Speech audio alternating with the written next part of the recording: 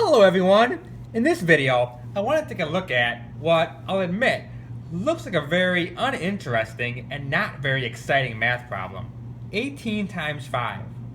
So, why would I want to look at such a dull math problem? Well, just stick with me here. So, back when I first learned how to do something like 18 times 5, I was probably in, I don't know, second or third grade. And, we did the common algorithm. So you did 8 times 5. That was 40, something you just basically memorized. So it was 40, but 40 is 2 digits, right? So you put down the 0, and then for some odd reason, you carry that 4, okay? But then you did something even a little more weird. You did this diagonal thing. You did 5 times 1, okay, that's 5, plus 4. So 5 plus 4 is 9, and you put down your 9, and then you were done. 18 times 5 is 90. Okay, so we got the answer, but I never really understood what was going on here. And there are, I think, a lot more interesting and more creative ways to look at 18 times 5, which I have some of them illustrated here. So let's take a look at first this blue section right here. So we have 18 times 5 represented as this rectangle, right? So if you wanted to find, the area of a 18 by 5 rectangle, you would take 18 times 5, right? Okay. But is there another way to look at it? Well, sure. 18 could be thought of as 9 plus 9, right? So I basically just separated this rectangle in half, right? This line represents the half of this rectangle. So now we have a 9 by 5 rectangle and a 9 by 5 rectangle. So 18 times 5, that's the same thing as 9 times 5 plus 9 times 5. Right? Or 45 plus 45. Oh, and there we go. The answer is 90. Okay, but could we also look at it like, well, we split it into 2 9s, right? So we have 2 times 9, right? We have 2 9s times 5, right? So we could say it's 2 times 9 times 5. Oh, but wait a minute. Multiplication is commutative, right? We can multiply in any order we want. So 2 times 9 times 5, that's the same thing as 2 times 5 times 9, right? 2 times 5 is 10. So this is the same thing as 10 times 9. Oh, well, 10 times 9, I know that. That's 90. How about also looking at it maybe a different way? This red section here.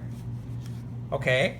So now, instead of splitting 18 as 9 and 9, I split 18 as 10 and 8, right? So now we have a 10 by 5 rectangle and an 8 by 5 rectangle. So 18 times 5, that's the same thing as 10 times 5 plus 8 times 5.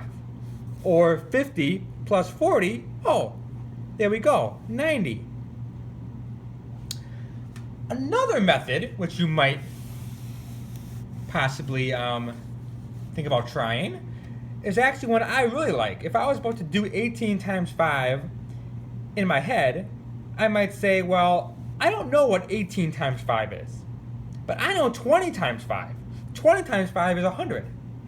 So if I just add on this 2 by 5 rectangle, then what do I have? Instead of 18 times 5, I have 18 plus 2 times 5. That's 20 times 5. So this whole rectangle, including this outer portion here, is 100. 20 times 5. Okay, but we wanted 18 times 5. Well, what is 18 times 5? It's just 20 times 5 subtracted, right, the part we added on.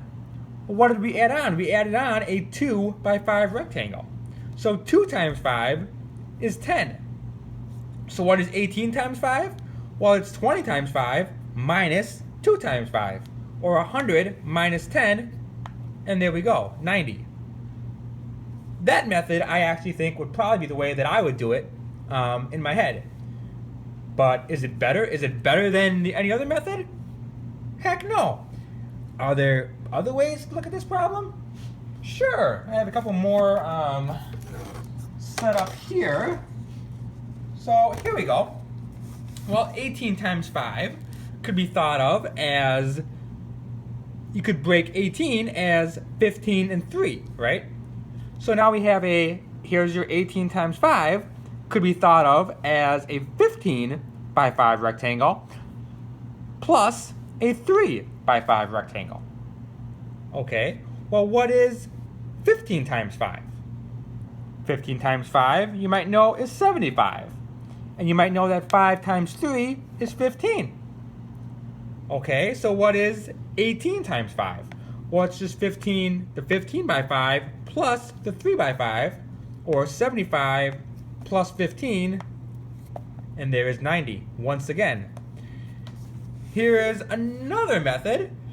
Okay, well now, 18 times 5, instead of splitting 18, I could split 5. Here, we're splitting 5 in 3 portions as a 2, and a 1. So now we have an 18 by 2 rectangle, and another 18 by 2 rectangle, and then an 18 by 1 rectangle, right? And if we add all those up, what do we get? We get the whole rectangle, which is what we want, the 18 by 5 rectangle.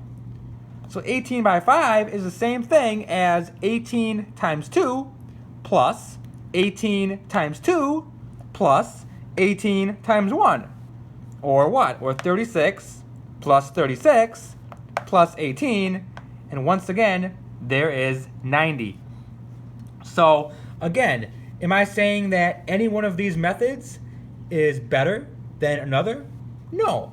Am I saying that the algorithm, back where we started, the 18 times 5 and doing your carrying stuff, am I saying that visualizing it as a rectangle is better than computing it by the algorithm?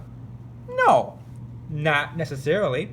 But I think that we took a boring, dull problem, 18 times 5, and looked at ways to actually visualize what is going on with 18 times 5.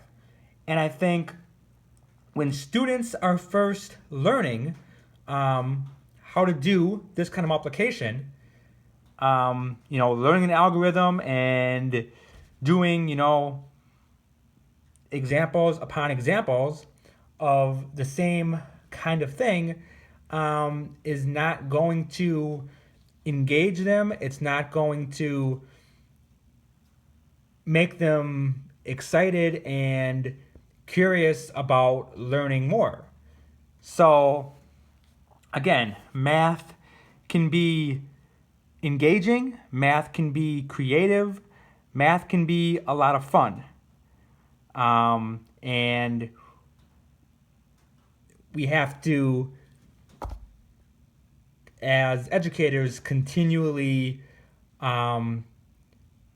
strive to let our students see all that math can really be. I'll see you guys soon.